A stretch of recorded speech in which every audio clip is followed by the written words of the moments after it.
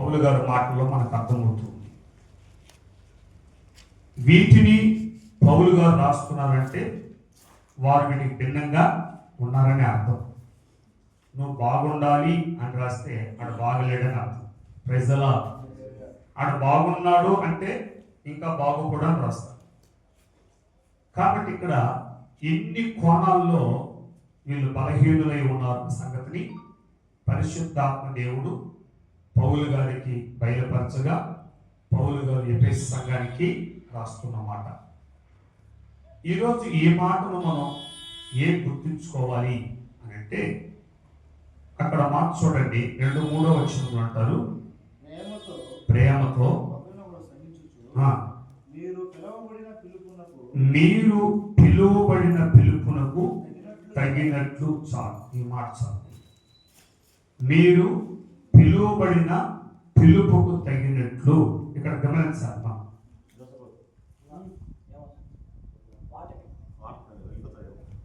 పిలుపుకు తగినట్లు.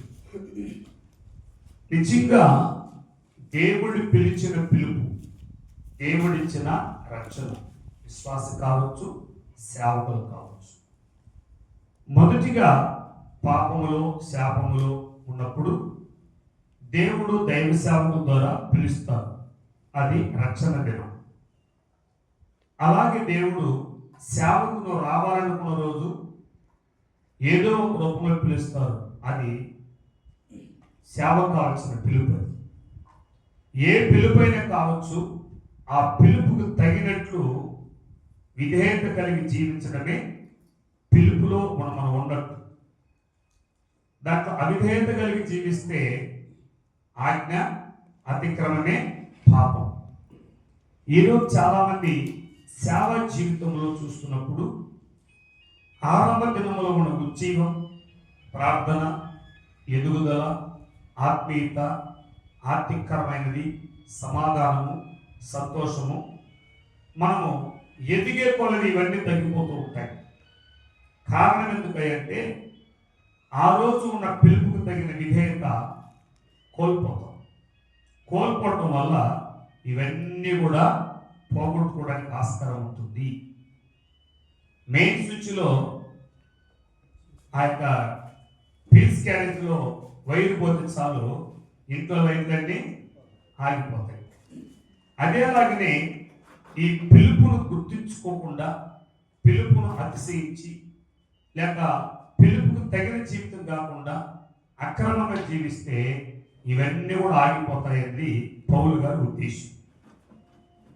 ఈ మాట మనం గమనిస్తే ఒక 3 వ్యక్తులు మీకు చెప్పి నేను చేస్తాను. నాకు అన్ని తెలిసిన వ్యక్తులే. ఆదికాండం 24వ అధ్యాయం 1వ వచనంలో ఒక వ్యక్తిని మనం గుర్తు చేసుకున్నాం, బాగా పరిచయిస్తున్నాం మనకి. ఆదికాండం 24వ అధ్యాయం 1వ వచనం చదువునాను. అబ్రహాము బహుకాలము గడిచిన వృద్ధుడై అన్ని విషయములను యెహోవా అబ్రహామును ఆశీర్వదించెను. చాలు, అన్ని విషయాలలో ఆశీర్వదించారు. 12వ అధ్యాయంలో మనం చూస్తే పిలుపు, 15వ అధ్యాయంలో చూస్తే రెండోసారి ప్రత్యక్షత, 17వ అధ్యాయంలో మళ్ళీ ప్రభు దర్శించాడు, 21వ అధ్యాయంలో పరీక్షించాడు, 22లో మనం చూస్తే పరీక్షించాడు. ఈ పరీక్షలు, ఈ శోధనలు, ఇవన్నీ కూడా అబ్రహాముకి లేవా అంటే ఉన్నాయి. ఇవి ఎన్ని వచ్చినా దేవుని పిలుపును మాత్రం స్థిరపరచుకున్నాడు అబ్రహాము గారు. హల్లెలూయా. దేవుని పిలుపుని స్థిరపరచుకున్నారు. పిలిచేటప్పుడు అబ్రహాము గారికి ఏమన్నారు? 12వ అధ్యాయం 3వ వచనంలో చూస్తే, 12వ అధ్యాయం 3వ వచనం చూడండి అన్నమాట. నిన్ను ఆశీర్వదించు వారిని ఆశీర్వదించుదును, నిన్ను దూషించు వారిని శపించుదును. భూమి యొక్క సమస్త వంశములు నీ యందు, ఇది ఆయన పిలుపు. భూమి యొక్క సమస్త వంశములు నీ యందు ఆశీర్వదించబడునని, నీ యందు ఆశీర్వదించబడునని అబ్రహాముతో ఆయన చదివి. హల్లెలూయా. ఇది దేవుని పిలుపు. అబ్రహాము గారిని పిలిచారు. ఆ పిలుపుకు తగిన జీవితము ఆరంభించారు. ఆ పిలుపుకు తగిన జీవితమే ముగించారు. కొట్టల చప్పట్లు గట్టిగా వస్తారు. ఆరంభము, ముగింపు, ఈ మధ్యలో ఎన్నో వచ్చాయి. దేవుడే పరిశోధించిన దినాలు ఉన్నాయి, పరీక్షకు వెళ్ళమని చెప్పిన దినాలు ఉన్నాయి, నిలబడలేని పరిస్థితులు ఎదురైన ఉన్నాయి. శారమ ద్వారా వచ్చిన శోధన ఉంది, హాగరు ద్వారా వచ్చినటువంటి ఉన్నాయి, లోతు గారి ద్వారా వచ్చినట్టు ఉన్నాయి. ఇవన్నీ రాలేదా? అబ్రహాం గారికి అన్ని వచ్చింది. కానీ ఎవరి ద్వారా ఎన్ని వచ్చినా సహించుచు, సమాధానపడుచు, దేవుని కృపను పోగొట్టుకోకుండా దేవుని పిలుపుకు తగిన జీవితం జీవించారు కనుక ఈనాటికి కూడా మనం కూడా అబ్రహాం వంశావళి ఆశీర్వాదాన్ని మనం అనుభవిస్తున్నాము. కొట్టలు చప్పట్లు గట్టిగా వస్తారు. ఈ మాట వింటున్న దేవుని బిడ్డ, దైవజనుడా, అలాగంటే నేను పిలిచిన పిలిపేంటి? ఎక్కడికి పిలిచాడు? ఎక్కడ నిలబడమన్నారు? ఏం చేయమన్నారు? మనం ఏం చేస్తున్నాం? మరి ఈ మధ్యలో ఆటపోట్లు వచ్చినప్పుడు మనం ఏం చేస్తాం? పిలుపుని మార్చుకుంటాం, స్థితిని మార్చుకుంటాం, స్థలాన్ని మార్చుకుంటాం, అవసరమైతే డినామినేషన్ మార్చుకుంటాం, రకరకాలుగా మారిపోతూ ఉంటాం. మార్పులు ఎందుకు వస్తాయి అంటే పిలుపుకు తగిన జీవితం నిలబెట్టుకోలేదు కాబట్టి మార్పు. కొంత చూడండి, స్థిరంగా ఉండరు, సహవాసంలో స్థిరంగా ఉండరు, స్థలాల్లో స్థిరంగా ఉండరు, ఉపదేశంలో స్థిరంగా ఉండరు, ప్రార్థనలో స్థిరంగా ఉండరు. ఎన్నెన్నో డిఫరెంట్ మారిపోతుంటారు. పిలిచిన పిలుపును తగినటువంటి జీవితం మనకే లేనప్పుడు, నీకే లేనప్పుడు, నిన్ను వెంబడిస్తున్న సంఘమైనా, నిన్ను వెంబడిస్తున్న నీ భార్య అయినా, నీ పిల్లలైనా నీ ద్వారానే ఆశీర్వాదాలు పోగొట్టుకుంటారు. దైవజనుడిగా నన్ను సేవకు పిలిచాడు దేవుడు, నా భార్య పిలవలేదు. దైవజనుడిగా దేవుడు నన్ను పిలిచాడు, నా కుమారుని పిలవలేదు. నేను ఆ పిలుపుకు తగిన జీవితం జీవిస్తే నాలోని సత్క్రియలు, నాలోని బ్లెస్సింగ్ నా భార్య చూసినప్పుడు నన్ను వెంబడిస్తుంది, నా బిడ్డ చూసినప్పుడు నన్ను వెంబడిస్తాడు. ఆరు చెప్పాలి, ఇతను దేవునికి భయపడేవాడు అని. హల్లెలూయా. అబ్రహామును చూసి అనేక మంది చెప్పారు, ఈయనెవడని? దేవునికి భయపడేవాడని. పరలోకం నుంచి దేవదూత చెప్తుంది, నువ్వు దేవుని భయపడేవాడని. Praise the lord. కానీ ఈరోజు మనం దేవునికి భయపడేవారము అని ఎందరి దగ్గర మనకి ఆ రెస్పాన్స్ వస్తా ఉందని పరిశీలిస్తే ఆరవ దినంలో ఉన్నట్టు ఈ సేవకుడు ఇప్పుడు చెప్పండి సార్. ఆరవ దినంలో ఉన్నట్టు పాస్టర్ గారు ఇప్పుడు లేదు. అప్పుడున్న ప్రార్థన, అప్పుడున్న వైరాగ్యం, అప్పుడున్న ప్రవచనాలు, అప్పుడున్న ఉపదేశాలు, అప్పుడున్న ఇప్పుడేమై ఆయన సగం పరిశీలన చేసుకుంటే నీ పిలుపుని నువ్వు ఆనాడు కలిగిన విధేయత ఈరోజు లేకపోవడం వల్లే మనం ఏదేదో చేయాలి, ఎక్కడెక్కడ ప్రయాసపడాల్సిన స్థితి ఏర్పడింది. అబ్రహాము గారు వృద్ధాప్యములో ఉన్నప్పుడంట అన్ని విషయాలు ఆశ్రయించాడు దేవుడు. హల్లెలూయా. అన్ని విషయాల్లో ఆ అబ్రహాము గారికి ఇచ్చిన పిలుపే నీకు నాకు కూడా దేవుడు ఇచ్చాడు. ఎలాంటి పిలుపు? ఒకవేళ విశ్వాసగా నాశనం అయిపోతున్నప్పుడు దేవుడు నేను పిలిచాడు, ఇది కూడా పిలిపే. ఆ పిలుపుకు తగిన జీవితంలో జీవించాలి. వాటికి ఏం చేయకుండా చూడండి, పౌలు గారు చెప్పిన మాట, సమాధానమును పందమ చేత ఆత్మ కలిగించు ఐక్యమును కాపాడుకున్నట్టు శ్రద్ధ కలిగిన వారి ఇవన్నీ కూడా సమాధానం కావాలంటే, ఐక్యత కావాలంటే, ఏమంటే అన్నింటి శ్రద్ధ కలిగి ఉండాలంటే ఒక విషయం చెప్పారు ఇక్కడ, ప్రేమతో ఒకరికొకరు సహించండి చాలు. హల్లెలూయా. ఎలా సహించాలంట చెప్పండి. ప్రేమతో సహించాలి. ప్రేమ సమస్త పాపాన్ని కప్పివేస్తుంది, ఎత్తి చూపించు. మనము సహించినట్టే ఉంటాం కానీ ప్రేమించినట్టే ఉంటాం కానీ ఈ వ్యక్తిలో ఉన్న లోపాన్ని ఇంకొక వ్యక్తి చెప్పకుండా నిద్రపోదు. అక్కడే పోయింది మైనస్. లోతు గారు సొదొమ పట్టణానికి వెళ్ళిపోయారు. దేవుడు వచ్చి అబ్రహాము గారితో చెప్పారు, సొదొమ పట్టణం నాశనం చేస్తూ ఉన్నానని. అబ్రహాము గారు లోతు గారు వెళ్ళిపోయినారు కానీ ఆయన కుటుంబం నాకు కావాలని కానీ అతను ఉన్నట్టు లోపాలు ఏది కూడా దేవుడికి చెప్పలేదు. రిమార్క్స్ ఏది చెప్పలేదు. కానీ ఎలాగైనా సరే లోతు గారిని ఆ స్థలంలో నుంచి బయట తీసుకురావాలి. లోపాలు బోల్డేమో ఉన్నాయి. చెప్పాలంటే ఈ కంప్లైంట్ చెప్పొచ్చు లోతు గారి మీద. ఎవరు? అబ్రహాం గారు. ఏ ఒక్కటి మాట్లాడలేదు. వాళ్ళని విడిపించయ్యాన్ని కూడా ప్రార్థించలేదు. కానీ వాళ్ళని మనసులో పెట్టుకొని 100 మంది ఉంటే 50 మంది ఉంటే 10 మంది ఉంటే చాలన్నప్పుడు మనసేరిగా దేవుడు అంటున్నాడు, అబ్రహామా నీకు కావాల్సిన వాళ్ళే కదా, తీసుకొచ్చేస్తాను అన్నాడు. హల్లెలూయా, ప్రైజ్ ది లార్డ్. మనసేరిగా దేవుడు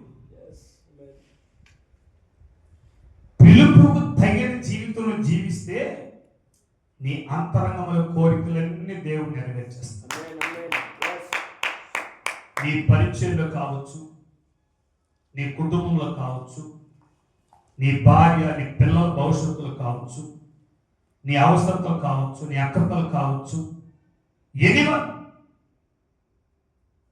హృదయ అంతరంగంలో ఉన్న వాటిని దేవుడు సంపూర్తిగా నెరవేర్చాలంటే అయ్యా పిలుపుకు తగిన జీవితం జీవించాలి. ప్రేమతో సమస్తాన్ని సహించాలి. సహించే వ్యక్తి ఎప్పుడు కూడా దాన్ని పబ్లిక్ చేయడు. సహించే వ్యక్తి ఎప్పుడు దాన్ని పబ్లిక్ చేయడు. సహించే వ్యక్తి ఎప్పుడు కూడా దాన్ని హృదయంలో ఉంచుకోడు.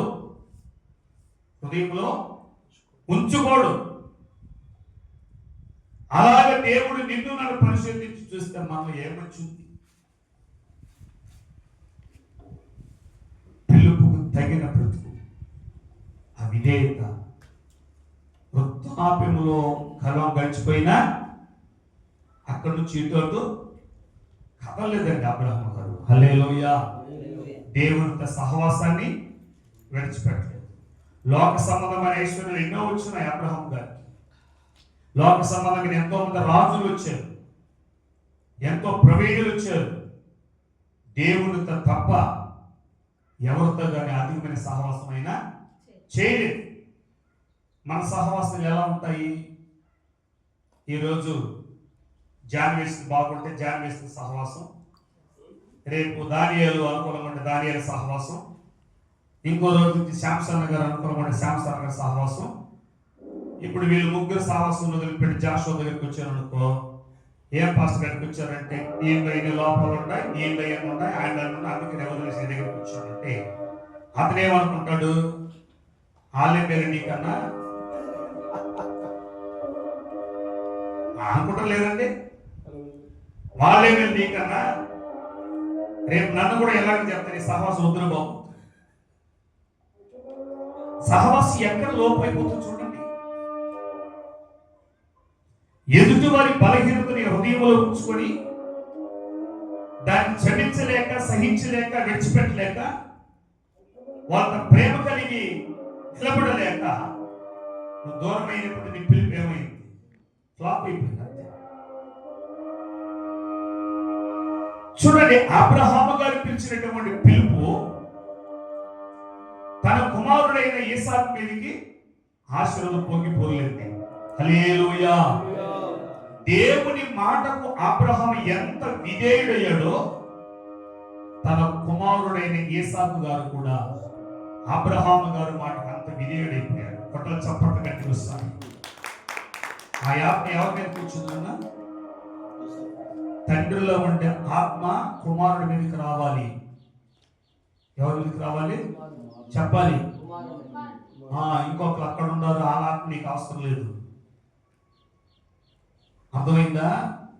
తండ్రిలో ఉన్న ఆత్మీయత, తండ్రిలో ఉన్న విధేయత, తండ్రిలో ఉన్న ప్రార్థన, తండ్రిలో ఉన్న పరిశుద్ధత కుమారుడు స్వీకరించాలి దాన్ని. హల్లెలూయా. ఆ ఆత్మ ఎవరి మీదకి రావాలన్నా? నీ బిడ్డ మీదకి వస్తుంది, నీ సంఘం మీదకి వస్తుంది, సంఘంలో పిల్లల మీదకి వస్తుంది. కొట్టల చప్పట్లు గట్టికి వస్తారు. అబ్రహాము గారు స్థిరపరచబడ్డారు పిలుపులో. ఆ విధేయత తన కుమారుడైన ఇస్సాకు మీదకి వచ్చింది. మోరియా కొండకు తీసుకెళ్లి నిన్నే బలియాగా బాగున్నప్పుడు సంపూర్తిగా విధేయుడైపోయినాడు ఆయన. హల్లెలూయా. సంపూర్తిగా విధేయుడైపోయినాడు. ఎందుకంటే అబ్రహాము గారి విధేయత ఆత్మ ఎవరి మీద పనిచేసింది? ఇస్సాకు మీద పనిచేయడం. మరణానికి కూడా వెనకడుగేయకుండా డాడీ ప్రభు కోసం నన్ను బలించి. ఎంత త్యాగం అండి, ఎంత సమర్పణ చూడండి. అక్కడి నుంచి మనము ఇంకో స్టెప్ ముందుకేస్తే కలువు కాలంలో కూడా ఇస్సాకు గారు 100 ఫలితాన్ని కోసాడు మనం చూస్తూ ఉన్నాం. హల్లెలూయా. కరువు కాలంలో కూడా ఇస్సాకు గారు 100 ఫలితాన్ని కోసాడు. పిలుపు ఎవరిది? అబ్రహాము గారిది. అది ఎవరు గుర్తించింది ఇప్పుడు చూశారా? హల్లెలూయా. నీ సంతానం ద్వారా వంశావళిని ఆశీర్వదిస్తాను. దేవునికి స్తోత్రం. దైవజనుడా, నీవు పిలుపు మీద స్థిరపడితే నీ సంఘం ద్వారా ఇంకొక సంఘాన్ని దేవుడు ఆశీర్వదిస్తాడు. ఇంకొక సంఘం ద్వారా దీవించబడాల్సిన అవసరం లేదు. హల్లెలూయా. ఎవరో వచ్చి నీకు సహాయం చేయాల్సిన అవసరం లేదు. నువ్వే ఇతరులకు సహాయం చేసి వాడుగా దేవుడు చేస్తాడు. నీ సంఘపు బిడ్డలు ఎలా ఉంటారో తెలుసా? నీ కోసం త్యాగం చేయడానికి సిద్ధపడిపోతున్నారు. ఎవరిలో ఉన్నది చెప్పండి. ఎస్. ఈ రోజు నీ పిలుపు దగ్గర జీవితం ఎలా ఉందన్న ఒకసారి పరిశోధించుకుంటే అనేక సంవత్సరాలు సేవ చేయలేడు. ఈ కొన్ని సంవత్సరాలకే సహవాసాలు మారింది, దర్శనాలు మారాయి, పిలుపులు మారాయి, స్థలాలు మారాయి, అన్ని మారాయి. మిగతా రోజులు ఎవరు సంపూర్తి చేస్తారు తెలియదా? ఎవరు చేయాలంటే అబ్రహాము తాత మన దగ్గరికి నా పక్కన ఉండయ్యా ఇది నేను సంపూర్తి చేస్తాను చెప్పాలి. ఇంకా ఆయన గారిలో ఉన్నటువంటి ఆ యొక్క ఆత్మ యాకోబు గారిలో పనిచేస్తుంది. ఆదికాండ 22:15 మనం చూసినప్పుడు ఆయన ఒంటరిగా ప్రార్థన చేసినప్పుడు నేను నీకు తోడై ఉండి వెళ్ళు ప్రతి స్థలమందును. ఈ మాట ఎవరితో అన్నాడు? ఫస్ట్ గా అబ్రహాము, తర్వాత ఇస్సాకు, తర్వాత యాకోబు వెళ్ళారు. మనకు తెలిసి సత్యము పద్మనారానికి వెళ్ళారు. 20 సంవత్సరాలు ఏకదాటిగా పరిపాలన చేసిన రాజులకు తయారయ్యాడు. అన్ని పొందుకున్నాడు. చక్కగా 4 భార్యలతోటి 13 మంది పిల్లలతోటి సకల ఐశ్వర్యం కలిగిన వాడికి వచ్చాడు. హెబేరేవు గారికి వచ్చారు అయ్యగారు. అక్కడికి వచ్చేలోపు మళ్ళీ అబ్రహాములా ఒంటరివాడు అయ్యాడు. ప్రార్థన చేయడం మొదలు పెట్టాడు. నాకు నూతులయ్యాని కన్నీళ్ళు కార్చాడు. దేవుడు దీవించాడు. ఇప్పుడు యాకోబు గారి ద్వారా 12 వంశావళి దీవించబడింది. హల్లెలూయా. ఎన్ని వంశావళండి? 12 వంశావళి దీవించబడింది. చూడండి, వారికి ఇచ్చిన పిలుపు, ఆ పిలుపులు స్థిరపడినటువంటి స్థితి ఆ యాకోబు వంశంలో వచ్చే ఆ వంశావళి తీసుకున్నాడు. యోధా గోత్రాన్ని ఏదో గోత్రం నుంచి మన ప్రభు అయిన యేసుక్రీస్తు వచ్చాడు. యేసుక్రీస్తు ద్వారా ఈ రోజు మనము ఆశ్రయించబడుతున్నాం. ఆ క్రీస్తుకు పిలిచిన పిలుపు తగిన జీవిస్తున్నావా? ఒకసారి పరిశీలించుకోవాలి. వీళ్ళందరికీ రాలేదా? అబ్రహాం గారికి శ్రమలు రాలేదా? ఈసాకు గారికి శ్రమలు రాలేదా? యాకోబు గారికి శ్రమలు రాలేదా? వీళ్ళేమన్నా మార్చుకునేసారా? ఏది మార్చుకోలేదు, నిలబడ్డారు అంతే. వాళ్ళు దేవుడు బహుగా దీవించేసారు. వాళ్ళు చూడండి, వాళ్ళ పిల్లలు మనకు తెలుసు యాకోబు గారి పిల్లల పరిస్థితి ఏమైందో. అయినా యాకోబు గారు బట్ట పిల్లల దేవుడు దీవించింది. హల్లెలూయా. ఒక్కొక్కరిని బట్టి అబ్రహాము కలిగిన పిలుపు, ఆ ఆత్మ అలాగనే కుమారుడైన ఈసాకు మీద, ఈసాకులో ఉన్నటువంటి దేవుని యొక్క భయం, విధేయత అలాగని యాకోబు మీద, వీళ్ళ ముగ్గురులో 3 గుణాలు మనం చూస్తే, అబ్రహాము గారు దేవునికి భయపడేవారు, ఈసాకు గారు దేవునికి విధేయత కలిగిన వారు, యాకోబు గారు దైవ సన్నిధిలో ప్రార్థనలో పోరాడే వ్యక్తి. హల్లెలూయా. ఈరోజు భయమే లేకుండా దేవుని భయం పూర్తిగా తొలగిపోయింది. భయం లేని కోడి ప్రజల్లో గుర్తు పెడుతుందంటారు, బుట్ట కింద పెట్టమా. దైవశ్వరకుడు ఏమైపోయారు? వ్యక్తిగత ప్రార్థన చేయడం మర్చిపోయారు. ఇప్పుడు పబ్లిక్ లోకి నేను ప్రార్థన అప్పుడు నడిపించుకోవడం గొప్పలు అయిపోయారు.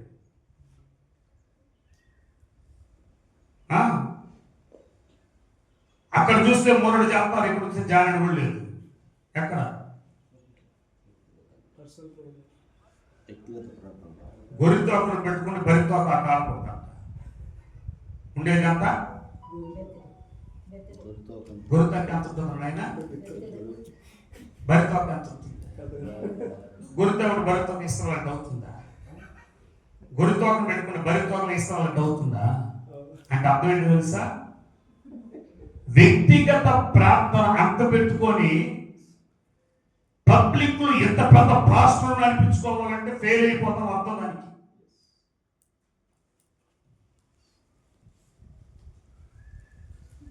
వ్యక్తిగతంగా ప్రార్థన ఏముండదు, బైబిల్ ఏముండదు, వాక్యం ఏముండదు. స్టేజ్ స్పీకర్ తప్పని చెప్పడం దేవుడు దీవించింది కాక. అది ఉండకూడదు అంటాను ఇక్కడ. అబ్రహాము గారు బలిపీఠం కట్టే విషయంలో ఎక్కడగా నేత రాజపడ్డది. హల్లెలూయా. ఆయన భయపడుతూ బలిపీఠం కడుతూ, భయపడుతూ బలిపీఠం కడుతూ, భయపడుతూ బలిపీఠం కడుతూ వెళ్ళారు. ఆ బలిపీఠం మీదకి వచ్చిన దేవుడు పోయిన చోట దీవించేశాడు. హల్లెలూయా. ఆశ్రమం ఊరికే రాలా, బలిపీఠం కడుతూనే వచ్చింది. ఇంకా ఈసాకు గారి విషయంలో వస్తే ధ్యానించేదంటే టాపర్ అయిన ధ్యానించే దాంట్లో ఇప్పుడు సెల్ ఫోన్ టాప్ అయిపోయినాం. ఏ మెసేజ్ వచ్చి కొట్టమంటే వచ్చేస్తాం. ఇంక బైబిల్ ధ్యానం ఎన్ని రకాల బైబిల్ కాల్చుంటే అన్ని రకాల బైబిల్ వచ్చేస్తుంది. ఏడా ఈ విశ్వాసం ఉండాలి, విశ్వాసం మీద పిశాసులు లేదు. వీళ్ళు సేవకుల కన్నా డబుల్గా చూస్తున్నారు సెల్ ఫోన్. సేవకుడు వచ్చి సండే ప్రసంగం చేస్తామంటే ఈ ఫోన్ ఆయన అటు చెప్పాడు, ఈయనేమో ఎటు చెప్పాడు. మన పాస్టర్ పసలేడు. మన పాస్టర్ నేను పనికి మానవులారా, ఆ పసండే పాస్టర్ వచ్చి రక్షించరా, ఈ పసలేడు పాస్టర్ రక్షించింది. ఆయన చూసి ఈయన పసలేడు అంటే నీ జీవితం పసలేకుండా పోతుందంటే. ఆ పిలుపును గుర్తించుకో ఫస్ట్. హలో, ఎవరి ద్వారా రక్షించబడ్డావో, ఎవరి ద్వారా బలపరచబడ్డావో, ఎవరి ప్రార్థన ద్వారా నువ్వు ఆశ్రయించి దీవించబడ్డావు మర్చిపోవద్దు లైఫ్ లాంగ్. హల్లెలూయా. ఈ రోజు 7 గంటల 4 గంటల తోట దగ్గర గాలి పడడానికి పాస్టర్తో తిరిగిన మనకు పక్కన అయిపోతాం. తిరగడం తప్పని కాదు, నువ్వు నేర్చుకున్న విధానం మర్చిపోవద్దు. హల్లెలూయా. నువ్వు పొందుకున్న ఆత్మీయతనే మర్చిపోవద్దు. ఇప్పుడు అలా కుదరదు. అనకూడదు, కానీ కొంతమంది ఈ ప్రేమ టీములతో బయట కొనసాగుతున్న కొంతమంది సేవకులు అంటారు నాతో కూడా, అయ్యగారు మీరు అనుమతిస్తే మీతో కూడా సేవ చేస్తానంటాడు. నువ్వు ఎవరు నాకు సేవ చేశానికి నాయన, యేసు కూడా సేవ చేసుకో. నా దగ్గరికి ₹1 ఇవ్వలేదు, ₹1 కూడా ఖచ్చితంగా చేస్తాను, ₹1 కూడా ఇవ్వదు. నేనేం కట్టలేదు, నాతో కూడా తిరుగుతూ ఉండాలి పరదేశిలాగా. వస్తావారా అని అంటే ఆలోచించేస్తాను. అంతకుముందు ఎక్కడ ముందు నీ ఆలోచన, నెలకు ఎంత ఇస్తాను, నీకు అది పెడతాను ఇది పెడతానంటే నేను మంచివాడిని, నాకే ఏం లేదు నీకే వస్తాను నేను ఇక్కడ. హల్లెలూయా. యాత్రికం పరదేశం, ఏ సమయం ఏ ఊరు నాకే తెలియదు, తిరిగి ఓపుకుంటారా అని చెప్తాను. అలాగే ఇద్దరు ముందు గడికి సైలెంట్ అయిపోయాడు, నేను పట్టించుకోలేదు. నేను ఎందుకంటానంటే స్థిరపడాలి. నన్ను ఏం చేయాలి, మనము స్థిరపడాలి. నా సేవ పరిచయంలో కలిగిన లేమిలో ఎంతో మంది ఎన్నో విధాలుగా సహకరించడానికి సహాయపడడానికి పిలిచారు. నా పిలుపు అది కాదయ్యా, నా దర్శనం అది కాదు. తిండికి లేకపోయినా పర్లేదు, కానీ పిలుపు దాటి దర్శనం దాటి రానని చెప్పాను. హల్లెలూయా. బిడ్డలకు మాట చెప్తున్నా, నా దర్శనము బిడ్డ పుట్టిన తర్వాత పేరు పెట్టాల. బిడ్డ పుట్టిన తర్వాత పేరు పెట్టారు. యేసుప్రభుకి ఎప్పుడు పెట్టారు పేరు? పుట్టక ముందే. బాప్తిస్మ యోహానుకి ఎప్పుడు పెట్టారు పేరు? పుట్టక ముందే. అలాగే జేహెచ్ఎం ఎక్కడ ఉంటుందో ఎలా ఉంటుందో నాకు తెలియదు. మహాబలిపురంలో నామకరణం చేశాడు, కాళేశ్వరం స్థాపించాడు. చప్పట్లు గట్టిగా వస్తాయి. పేరు పెట్టండి, మహాబలిపురం నామకరణం చేశాడు. మోహన్ లాజరస్ గారికి ప్రతిష్ఠించారు, కాళహస్తిలో వచ్చి స్థాపించారు. ఈరోజు నా ప్రభు ఆ పరిచయం అంచనంచనంచనంచనంచనిగా ఎదిగిస్తూ, నీ వ్యక్తిగతంగా నువ్వే పెట్టుకోవాలి బాబు, దీనిలో ఒక ట్రెండ్ అంతే, మార్చుకో. ప్రేయర్ పవర్కి మందుకు సంబంధించింది కొనసాగించు అన్నాడు. హల్లెలూయా. జేహెచ్ఎం అంటే నువ్వు వస్తావా? రావు. నువ్వు వస్తావా అయినా? రావు. ఎందుకు? అది నీ దర్శనం, నేను ఎందుకు రావాలయా? ఖచ్చితంగా అంటారు. ఇది ప్రేయర్ పవర్టీ, ప్రతి ఒక్కరు అడుగు పెట్టాలి. దేవునికి స్తోత్రం. ఇది ప్రార్థనా శక్తి. అందుకోసం దేవుడు ఏం చేశాడు? నీ దర్శనం నీ పిలిపెత్తుకోవాలి కదా, వద్దా? నీదిగానే ఉండిపో, ఎలా పెట్టుకో, ప్రతి ఒక్కరు వస్తారు. ఇప్పుడు దీనికి ఏ సంబంధమో లేదు. Prayer power team, all are leaders. Hallelujah. మన గ్రేట్ లీడర్ పరిశుద్ధాత్మ దేవుడు, మనమందరూ కూడా ఒక్కొక్క ప్రాంతానికి లీడర్లుగా దేవుడు. దీంట్లో పెద్ద చిన్న ఎవరు? దేవుడు ఒక్కడే. కనుక ఆ పిలుపుకు తగినటువంటి జీవితంలో జీవిస్తే 3 విషయాలు మాత్రమే చెప్పి ఇప్పుడు క్లోజ్ చేసుకున్నాం. ఒకటి, పిలుపుకు స్థిరపడాలంటే నంబర్ 1, దేవునికి భయపడి బలిపీఠ కట్టేవారుగా ఉండాలి. దేవునికి భయపడి బలిపీఠ కట్టేవారుగా ఉండాలి. నంబర్ 2, దేవునికి విధేయత కలిగి ధ్యానించేవారుగా ఉండాలి. విధేయత కలిగి ధ్యానించేవారుగా ఉండాలి. నంబర్ 3, ఒంటరిగా దేవునితో పట్టు విడవక గడిపే ప్రార్థనాపరుడుగా ఉండాలి. ఈ 3 మన స్థిరంగా ఉంటే మన పిలుపు, మన దర్శనాన్ని, మన పక్షమున దేవుడే సంపూర్తిగా నెరవేరుస్తాడు. కొట్టాలి చప్పట్లు గట్టిగా వస్తాడు.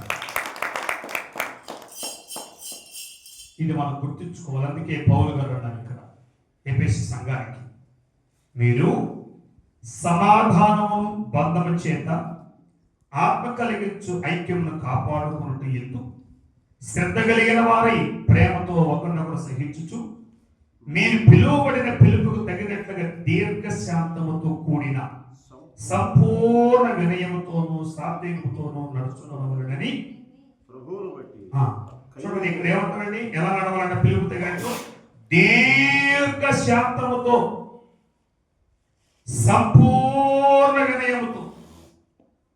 దీర్ఘశాంతం అంటే ఏం చేయాలి? నీతోనే సహవాసం చేయాలంటే ఖచ్చితంగా నిన్ను గూర్చి నాకు ఎన్ని ఎదురు దెబ్బలు తగిలినా నిన్ను ప్రేమిస్తూనే ఉండాలి. Praise the lord.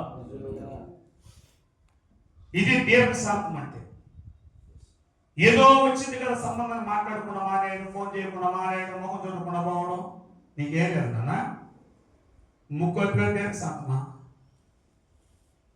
ముక్కు అయిపోయి దీర్ఘశాంతి చెప్తున్నా.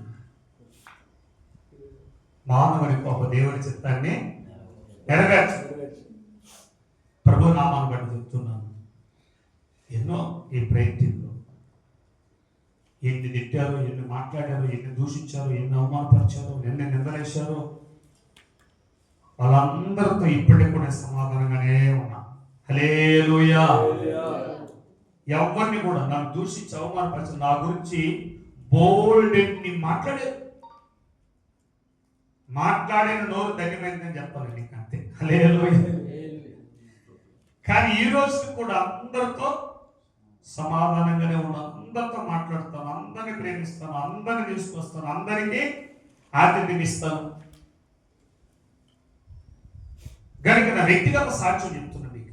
ఎవరు చూసి ముఖము తిప్పుకోను. నాకన్నా చిన్నవాడైనా ఒకవేళ నన్ను అసిపరుచుకున్నా నేనే ఫోన్ చేస్తాను, నేనే చేస్తాను. ఆ అధ్యక్షుల తరపున వెయిట్ చేయలేదు. నా మనసు ఒప్పుకోదు. హల్లెలూయా. నా మనసు ఒప్పుకోదు. కొందరు అట్టుండరు, నేను తగ్గను. హలో సార్, నేను కూడా ఎవరిని ఐఎమ్ గాడ్ సర్వెంట్. తగ్గే ప్రసిద్ధి ఎందుకు తగ్గాలి? ఇది విధేయతన గర్వమన్న. చివరికి ఒక మాట చుట్టూ వచ్చేస్తాను చూడండి.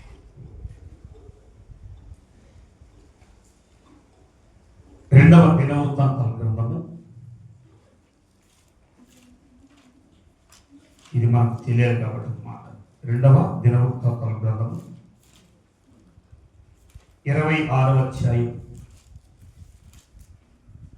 15, 16, 17 వచ్చింది.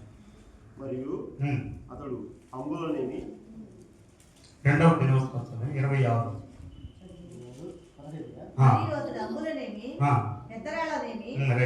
ప్రయోగించుటకైనా ఉపాయశాలను కల్పించిన యంత్రములను యెరూషలేములో చేయించి దుర్గములోను బురుజుల్లోనూ ఉంచెను.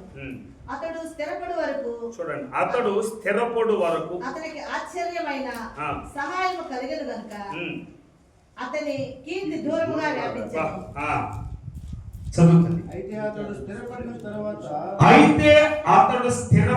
తరువాత అతడి మనసున గర్వించి చెడిపోయెను. ప్రవేశించి తన దేవుడైన యెహోవా మీద ద్రోహం చేయగా. 20వ వచనం. ప్రధాన యాజకుడైన అజర్యాయును యాజకులందరూ అతని వైపు చూడగా అతడు నొసట కృష్ణము గలవాడై ఉండెను. గనుక కడుగు చేయక అతడు నుండి అతను బయటికి వెళ్ళగొట్టిరి. యెహోవా తనను మొత్తిని ఎరిగి బయటికి తాను త్వరపడిపోయాను, వెళ్ళిపోయాడు.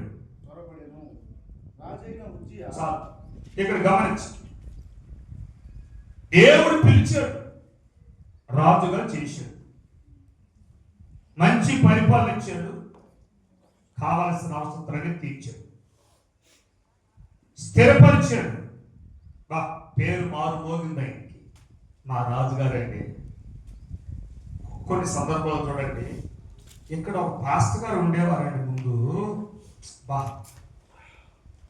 ఏం పాడేవారు, ఏం ఆడేవారు. తర్వాత ఏమయ్యాడంటే చరిత్రహీనుడే. ఏమయ్యాడంటే సార్ చెప్పండి సార్, చరిత్రహీనుడు. నేను సేవకు వచ్చిన ఆరంభ దినాల్లో ఒక పిల్లోడు ఉండేవాడు, థామస్ అని ఒక అబ్బాయి. అతను చదువుకోలేదు, మంచి ప్రార్థనప్పుడు. ఆ ఏరియా వాళ్ళు అనేవాళ్ళు, ఇక్కడ మా థామస్ అని పాస్టర్ గారు ఉండేవారు అనేవారు. నేను అతను చూడాలని తపన పడ్డాను. ఒక రోజు వచ్చాను. వస్తే అబ్బాయికి చదువు లేదు కానీ మంచి ఆత్మీయుడు, ప్రార్థనాపరుడు, మంచి దర్శనాలు కలిగిన వ్యక్తి. సరే ప్రార్థన ప్రారంభించే మంచిది జరుగుతూ ఉంది. ఒక 3 సంవత్సరాల తర్వాత ఆడ కట్టుకున్న భార్య ఎవరితో వెళ్ళిపోయింది. వీడు ఇంకో అమ్మాయి లేకొచ్చేసాడు. ఉన్నదంతా ఊస్టింగ్ అయిపోయింది. ఇప్పటికీ ఒక ఆర్డినరీ బిలీవర్గా కూడా నిలబడింది. అటు అన్యుడి కాదు, ఈయన విశ్వాసి కాదు. ఏమైపోయింది నీ చరిత్ర? ఇంతకాల జీవితం ఏమైందండి? చెప్పాలి. ఎందుకు వచ్చింది? చరిత్ర చూస్తే స్థిరపరచబడిన తర్వాత మనసులో గర్వించిన వాడై యాజకులకు లోపడలేదు. ఇక్కడ హలో, ఎవరికి లోపడలేదు? పిల్లలు జాగ్రత్త. నువ్వు ఎంతటి వాడైనా తండ్రికి లోపడాలి. ఎంతటి వాడైనా బాబా నువ్వు ఎంత గొప్ప విశ్వాసమైన దైవ సేవకు లోపడాలి. దైవ సేవకులు పెద్దలుగా ఉన్న అనుమతి లేకుండా చేసామనుకో, ఆ చరిత్ర అది జరిగింది. ఇక్కడ ఇతనేళ్ళు దోపు వేయడానికి రైట్స్ లేదు, కానీ వెళ్ళాడు. 80 మంది యాచకులు అడ్డుపడ్డారు. వద్దయ్య నా మాట అక్కడికి వెళ్ళకపోక, మంచిది కాదు, నువ్వు చేయకూడదు పని బాబు అంటే, నేనెందుకు చేయకూడదా అన్నట్టుగా వెళ్ళాడు. యాజకులందరూ చూచుచుండగా నేను వస్తున్నా కుష్టి పుట్టాను. ఓల్డ్ టెస్టిమెంట్ లో కుష్టి వచ్చిన వాళ్ళు ఇంట్లో కానీ వీధిలో కానీ చేర్చకూడదు. మనకెందుకు వచ్చింది? మన ఆడి వెళ్ళిపోయాడు. బైబిల్ చెప్తుంది. హల్లెలూయా. తనకు తానే తోడ్పడే కొందరు చూడండి, ఒక సహవాసంలో ఉంటారు. ఆ పాస్టర్ గారు కొద్దిగా ఉన్నది, పెద్ద పాస్టర్. ఒకవేళ నీకు మంచి పాటకు వచ్చి ఆరాధించాలి, కానీ వీరుడు అనుకో, ఏమనుకోక ఆయన ఈ పాస్టర్ గారి దగ్గర ఏం లేదు, ఆయనకి అతని పాట కానీ కోటు కానీ ఆరాధన వీరుడిని అనుకున్న పక్క వెళ్ళిపోయినా అనుకో, మంచిదే, ఎలా తప్పు చెప్పట్లేదు. కానీ అతనికైనా నేను గొప్ప అని అనుకోవడమే కుస్తీ. హల్లెలూయా. ఎవరికన్నా ఎదుటి వాడి సేవకుడి కన్నా పోటు కన్నా అనుకోవడమే నీ కుస్తీ. ఇతనికి సహించే మనసు లేదు, క్షమించే మనసు లేదు, ప్రేమించే మనసు లేదు, లోపడే మనసు అంతకన్నా లేదు. దేవుని మాట చెప్తున్నాడు, పుష్పాలు తెచ్చాడట, చరిత్రహీనుడైపోయాడు. ఎందుకయ్యా నేను మాట్లాడుతున్నానంటే, ఈరోజు కూడా దైవ సేవకులను బడి మనం తిండికి లేకుండా, కట్టకు లేకుండా, రెంట్ కట్టుకోలేకుండా, స్థలాలు లేకుండా, అగుచాటపడి, నిందలు, శ్రమలను ఇచ్చి, ఏదో దేవుడు వాళ్ళు ప్రేమించి కొంతమంది విశ్వాసం ఇచ్చి వారి ద్వారా పోషించి ఆ ఏరియాలో మంచి పేరు ఇచ్చి ఒక సేవకుడిని ఇచ్చిన తర్వాత నేను అనేటటువంటి అసెంబ్లీలో కృపావరాలు ఉండొచ్చు, పాటలు ఉండొచ్చు, ఆరాధన ఉండొచ్చు, వారికి ఉపదేశం నీ కింద నాయకుడు పెద్ద నాయకుడు కానీ ఇంకా గట్టిగా బోధించవచ్చు, నీ వల్ల అద్భుతాలు ఆశ్చర్యాలు జరిగించవచ్చు. బట్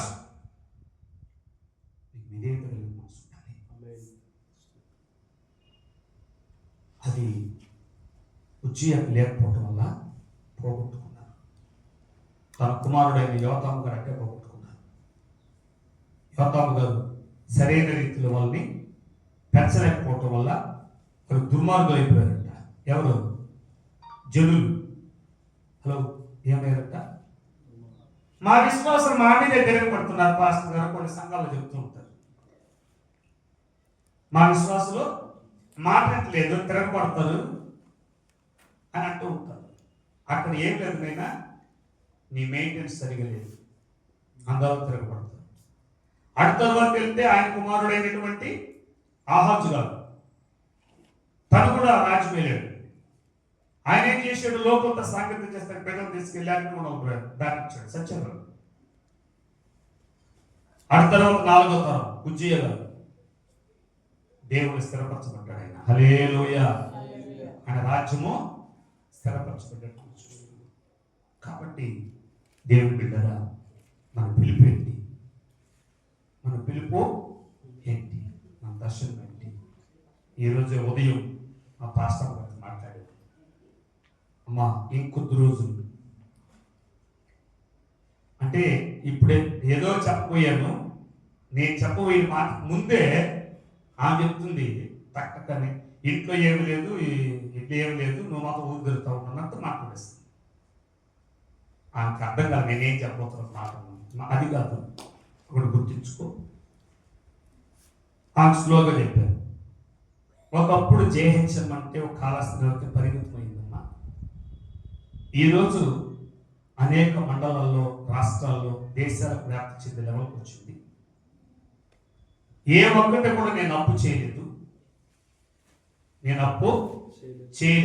ఎవరి దగ్గర చెయ్యి సాచలేదు. దేవుడు మనకి ఇచ్చిన కానుక దశపగలు మనమే తింటున్నాము, ఇదే చెప్పినాం. దీన్ని కూడా నేను నష్టపరచలేదు. కానీ సంఘములో ఉండే బిడ్డల్ని దేవుడు తట్టి లేపి ప్రయాణాలకు పోషించి లెవెల్లో వచ్చాడు. హల్లెలూయా. వాళ్ళు కోఆపరేషన్ లేకపోతే నేను ముందుకు కొనసాగలేదు. ఇంకో కొంతకాలం ఒక 2-3 నెలలు శ్రమ పడిన తరువాత అక్కడక్కడ ఒక నాయకుడు తయారు చేసి, నాయకుడు మూలంగా కార్యాలు చేస్తూ ఉంటాడు. మనం వాళ్ళ గురించి ప్రార్థన చేస్తూ ఉంటాం. ఆ శుభవార్త మనం వింటూ ఉంటాం. హల్లెలూయా. మన మహిమలోకి వెళ్ళిపోయిన ఈ పరిచర్య దేవుడిని కనపరుస్తుంది. దాని గురించి మనకు ఆదాయం అవసరం లేదు. ఆత్మీయులు బలపరచబడ్డారు. ఆ సాక్ష్యాలు చరిత్రగా మిగిలిపోవాలి, చరిత్రహీనులుగా మిగిలిపోకూడదు అని ఆవిడ చెప్పినప్పుడు ఎంత ఆనందించిందంట. నువ్వు వెళ్ళయ్యా బయలుదేరి వెళ్తా ఉన్నాం. కానుకలు తెచ్చిన పెట్రోల్ పట్టాలని పెట్రోల్ బంక్ కాడికి వెళ్ళిన.